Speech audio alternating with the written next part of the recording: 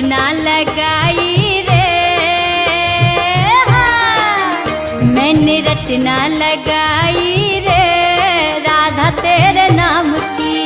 मैंने रटना लगाई रे राधा तेरे नाम की। राधा तेरे नाम की किशोरी तेरे नाम की। राधा तेरे नाम की किशोरी तेरे नाम की। राधा तेरे नाम की किशोरी तेरे नाम की। मैंने रटना लगाई रे राधा तेरे नाम की। मैंने रटना लगाई रे राधा तेरे नाम की। मैंने रटना लगाई रे राधा तेरे नाम की।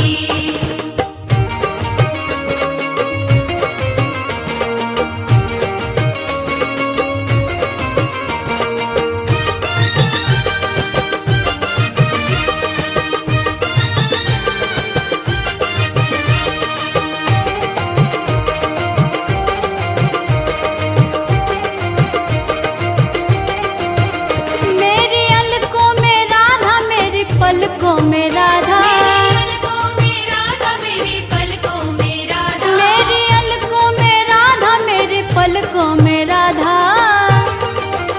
मैंने बिंदिया लगाई रे, मैंने बिंदिया लगाई रे राधा तेरे नाम की। मैंने रटना लगाई रे राधा तेरे नाम की। मैंने रटना लगाई रे राधा तेरे नाम की।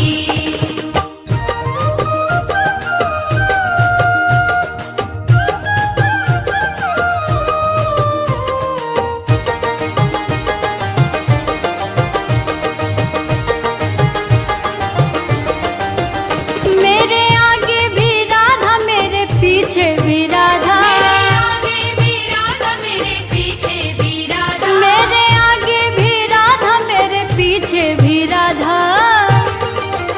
मैंने चुनरी सजाई रे, मैंने चुनरी सजाई रे राधा तेरे नाम की। मैंने रटना लगाई रे राधा तेरे नाम की।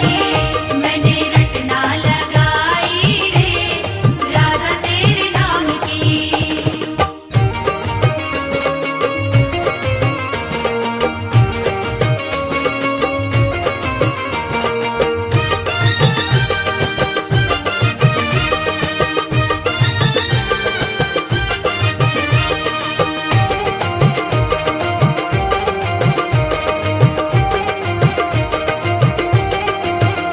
मेरे अंग अंग राधा मेरे संग संग राधा। अंग अंग राधा मेरे संग संग राधा। मेरे अंग अंग राधा मेरे संग संग राधा। रोम रोम रस छाई रे,